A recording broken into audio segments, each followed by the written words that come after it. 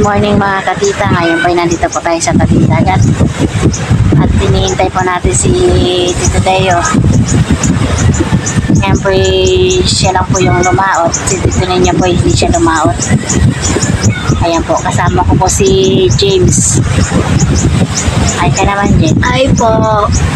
Ayan po, kami maghihintay kay Tito Deo.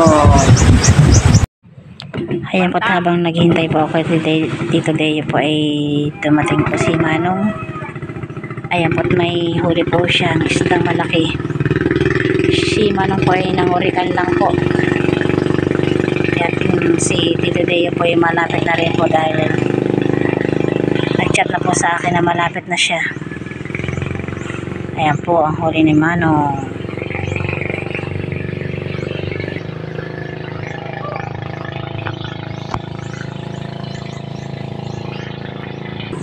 Kaya na po si Tito Deo.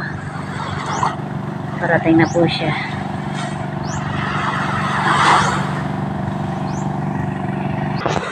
Ayan na po si Tito Deo. Bubuhatin na po yung kanyang bangka. At tingnan natin kung anong kanyang huli.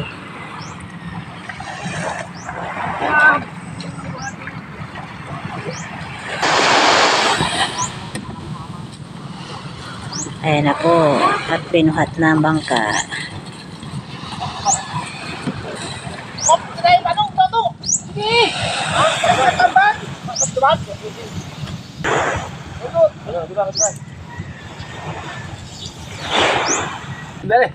Yan po yung huli ni Tito Deo. Puro isda, wow, laki.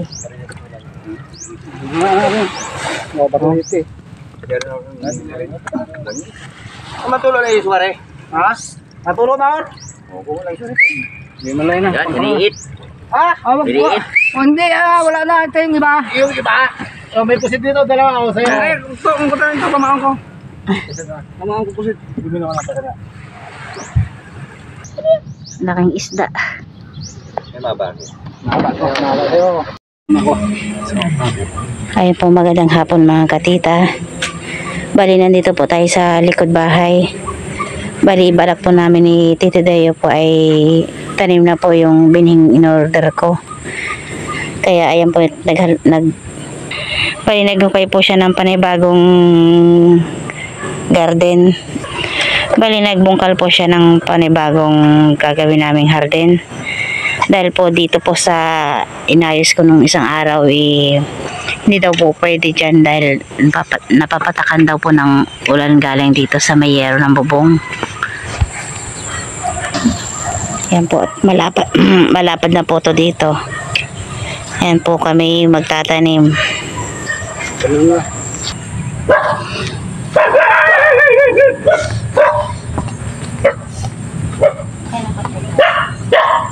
Ay.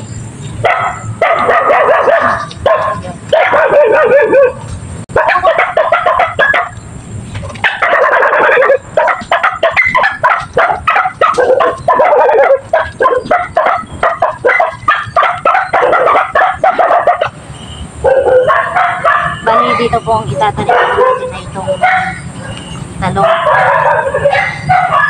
Ginagawa ng ating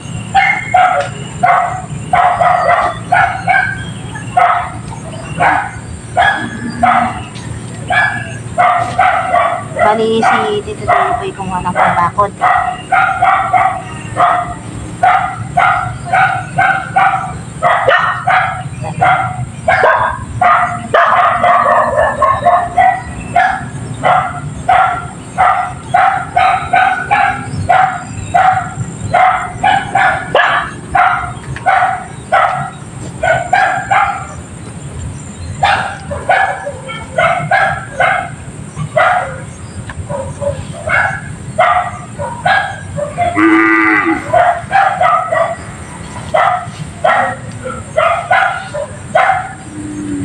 Tinanggalan po nito Deo ng mga damo para hindi po tumubo yung mga damo. Hiwa-hiwalay po natin.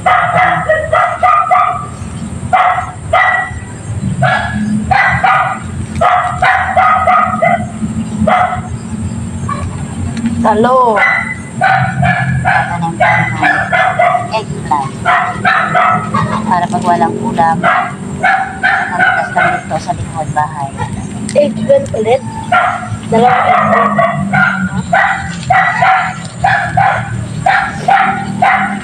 tomato.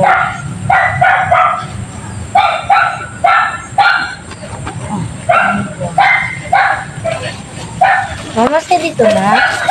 Ma, sige.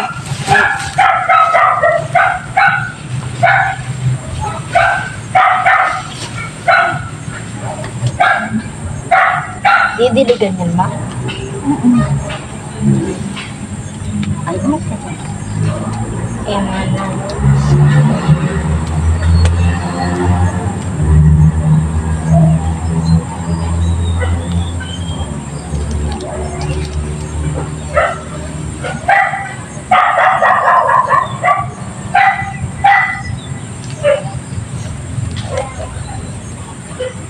Mama, tanim mo rin dito? Ano yan dyan? Kamatis. Tanggalin to ay. Hindi na yan dyan, dito lang.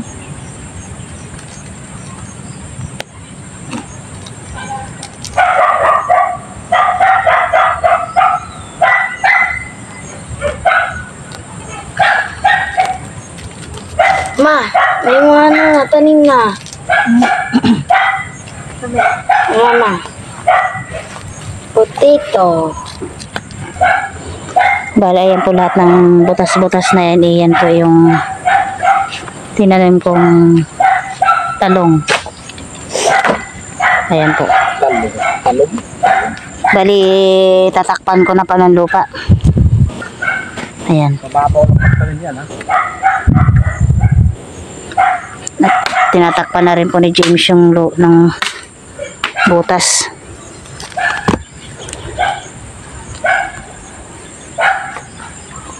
Ayan. Ayusin mo nak ng takip.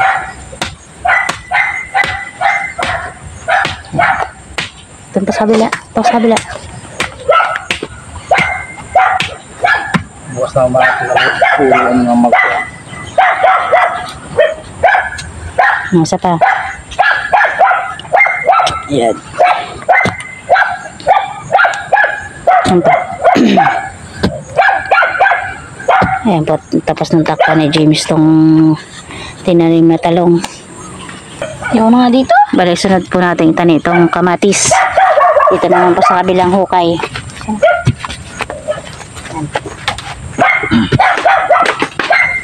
Kamay.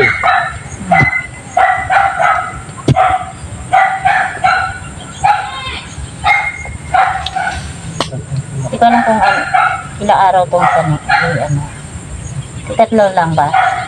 Parang kung gapon. Ulam mo.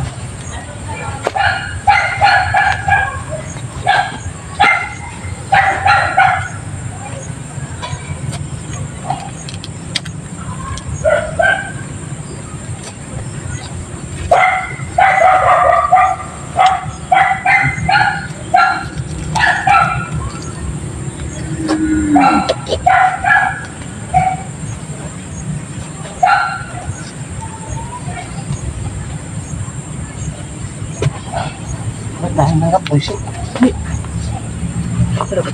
Ang bakit? Tumikat yun ah.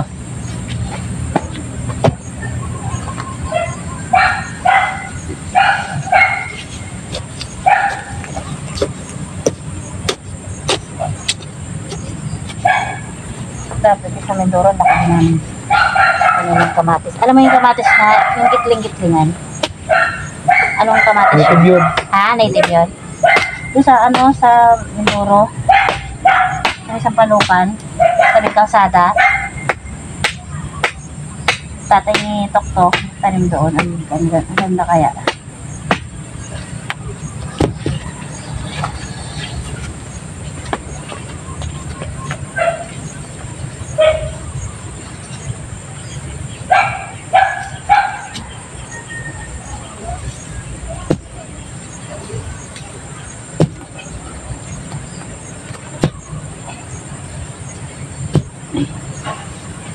Huwag mo namin masyado yan ha. Malalim na ang ano mo.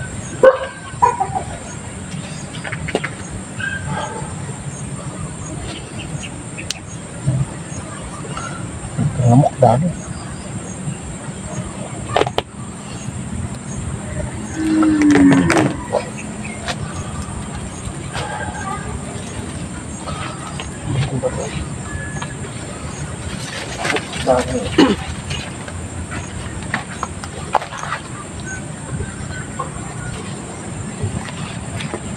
Ayan po, bali tapos na po to dito sa kamatis.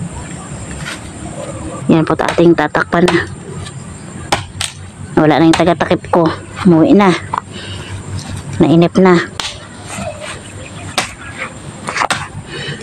Sana'y sila'y tumubo lahat.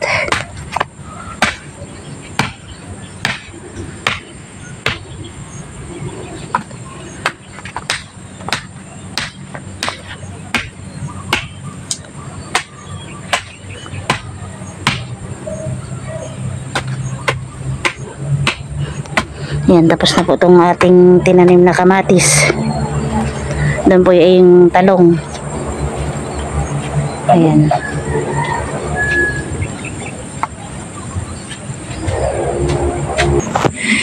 Bali yung ceiling green po ay sa isang araw na po. Doon naman po yan pipesto yung ceiling green. Bali lalagyan po ni Tito Deo ng bakod. Ayan po. Para daw hindi po anuhin ng manok. Dami po kasing manok dito sa amin. Ito po palang tinanim ni Tito Day yung singkamas namumulaklak na po. Ayan po, kulay violet po yung kanyang bulaklak. Bali yung bunga, mayroon magkakaroon po yan ng bunga. Yan po ginugulay din daw po yung bunga ng singkamas. Ayan po. Ayan po ang singkamas. Mataba po yung ng singkamas. Bali dito po nakatanim yung talong. Sabi mo na kanina, no? At dito naman po sa kabila yung kamatis. Sana'y tumubo sila ng matataba. Gaya mo. Kagaya daw ni Tito Deo. Dahil si Tito Deo po yung naglinis. Dahil yung nilinis ko doon hindi daw pwede. Ayan. Ayan po, tapos na pong bakuran ni Tito Deo yung ating garden. Ayan po, para hindi po mapunta ng manok. Ayan po. Ayan po, tayo tapos na magtanim. Update ko na lang po ulit kayo kung tumubo pa tong tinanim namin. Ito po palang halaman ni Tita Saning na pandakaki ay tatanggalin po na dito. Bali, kukunin ko na rin po dito yung aking Christmas light. Diyan po kasi ilalagay po yung ng tubig. Kaya tatanggalin na rin po ni Tita Saning tong pandakaki niya. Yan, pagkukunin ko na tong aking Christmas light.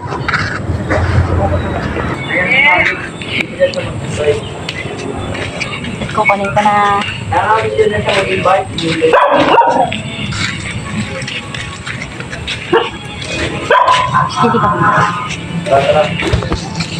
Hindi ka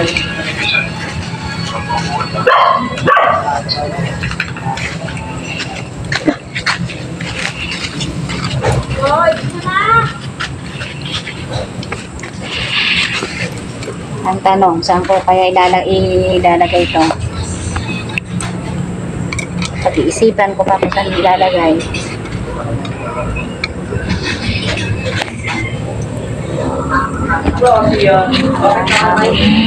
Christmas light.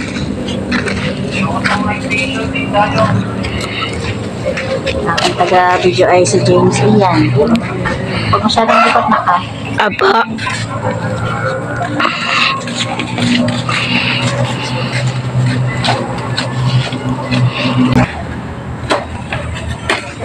Yan na po, nag-okay na po si Tita Saning. Yan. Okay na si Tita Sining. Inukay na po ni Tita Sining ang kanyang pandikaki. Pandikaki? Yan po ngayon, saan ko po to ilalagay ang aking Christmas light? Ayun o, dun saan mo? Doon daw sa pintuan. 2 hours later. Ayan po mga katitay, tayo po ay magluluto ng ginisang kangkong. Bali, mayroon na po ako ditong hiniwaywang sibuyas at saka bawang. Ito na po yung kangkong. Bali, kumuha po si Tito Dayo dun sa may palayan. At yan po ay hinugasan ko na rin po. At dito naman po ay nagpainit na rin po ako ng kawali. Yan po't bali, magigisa na po ako ng bawang.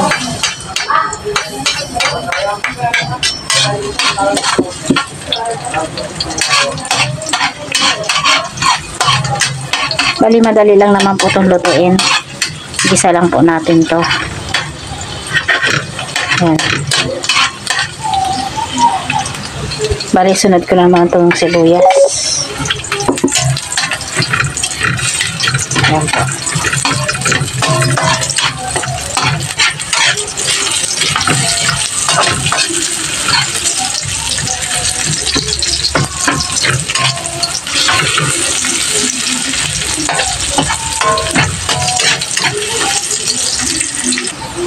Yan po't nasunog na ating bawang. Bali, lagay ko na po itong kangkong.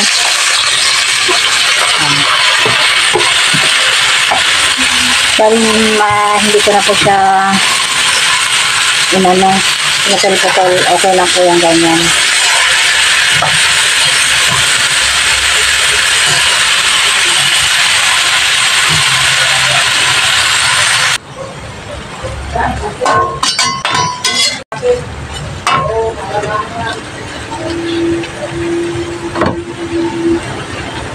Yan, patakpan po muna natin para lumambot yung kangkong. Bali, ayaw na po ni Tito Dayo lagyan ng mga toyo. Yan po, gusto na po niyang ganyan lang po.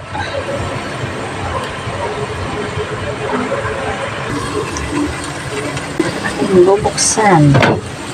Ating haluin lang ng konti. Mas masarap po yung medyo malutong-lutong ng konti.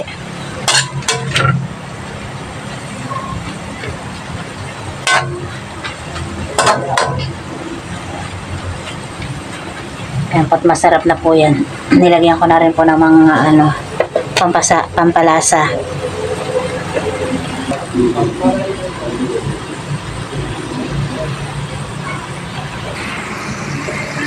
Ayan po't luto na po itong ating ginisang kangkong. Ayan po't kakain na tayo. Kain po tayo.